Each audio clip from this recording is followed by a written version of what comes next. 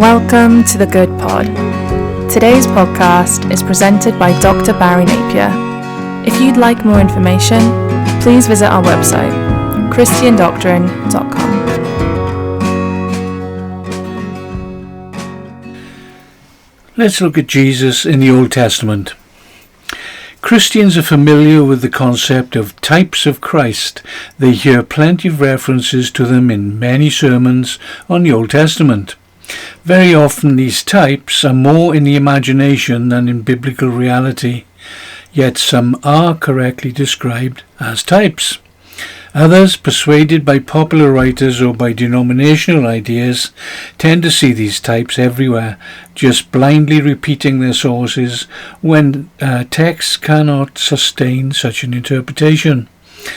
Yet others, inexperienced in real biblical research, will paint flowery pictures they think are types of Christ, but really they're spiritual fantasies. The inexperienced Christian is therefore advised to be careful. There are references to Christ in the Old Testament, but try to adhere to what is more obvious and leave the rest until you can examine the texts more carefully later, but with knowledge. In this podcast, I will look at a brief list of definite allusions to Jesus Christ. I will not cover them all, just a few that are more obvious. Note that the Father and the Holy Spirit are spirit. Only the Son manifested in observable human form. Now look at Jesus visiting Abraham. This is an obvious reference to Christ.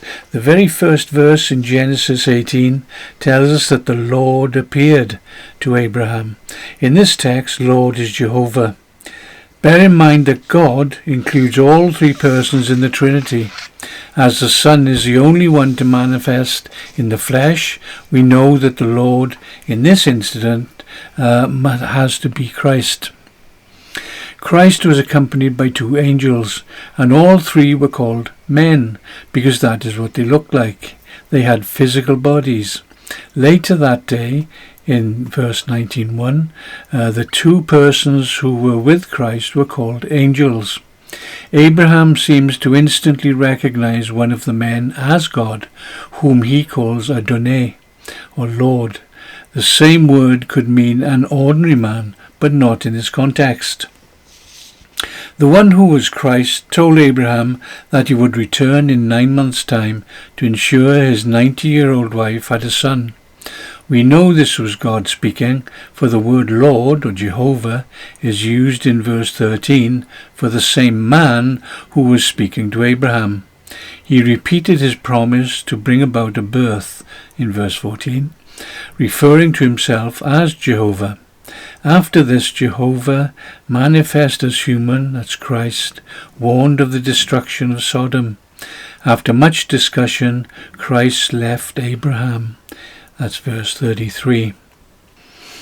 Now let's look at the lion's den. Enemies of Daniel arranged a law specifically to catch Daniel and his friends, rather as wicked men today devise laws just to criminalize Christians. The end result was that 3 of Daniel's closest friends were thrown into a fierce furnace of fire. The king, peering into the flames, suddenly jumped up and asked if they had only thrown 3 men into the fire. The king could see that all 3 were alive and well, being unharmed by the fire. More than that, he saw a 4th man with them, and so the king himself described this 4th man. And the form of the 4th is like the Son of God. He used the Aramaic word Elah for God, meaning in this text the God of Israel. Son or Ba, also Aramaic, means exactly that, God's divine Son. The king called on the 3 friends to walk out of the raging fire, and then he blessed their God, Elah. He thought he had seen an angel of God, and he was right, because an angel is one sent by God, and Christ was sent by the Father. A rabbi recently said he was astonished when he checked his Jewish Bible to find Jesus, or in Jewish terms, Yeshua. mentioned no less than 150 times. This is why Paul preached Jesus from the law of Moses and the prophets, or the Tanakh. See Acts 28. And he spoke this to Jewish leaders. To this point alone we have come across 2 theophanies, that is, appearances of Christ in human form.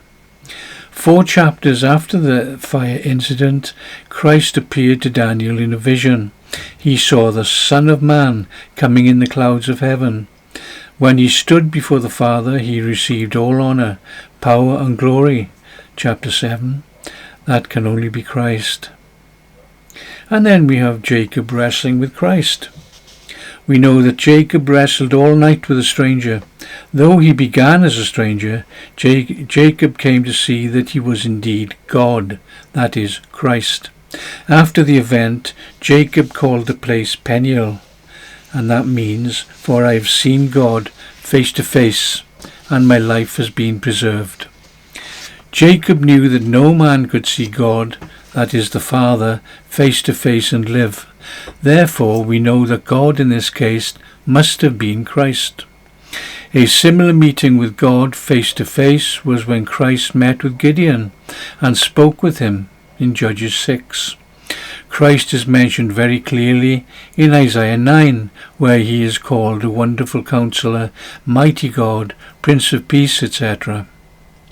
A modern saved rabbi tells us that most early rabbis could not read or understand Hebrew, but spoke Greek or Aramaic. Hence they had targums. I have an article on this, by the way. So they had targums.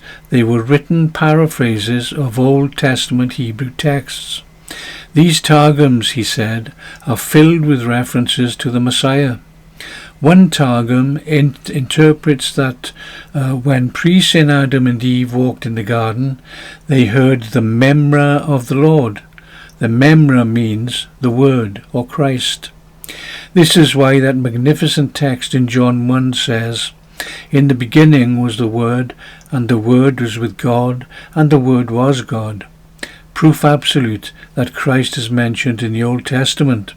And there is more than I've talked about today.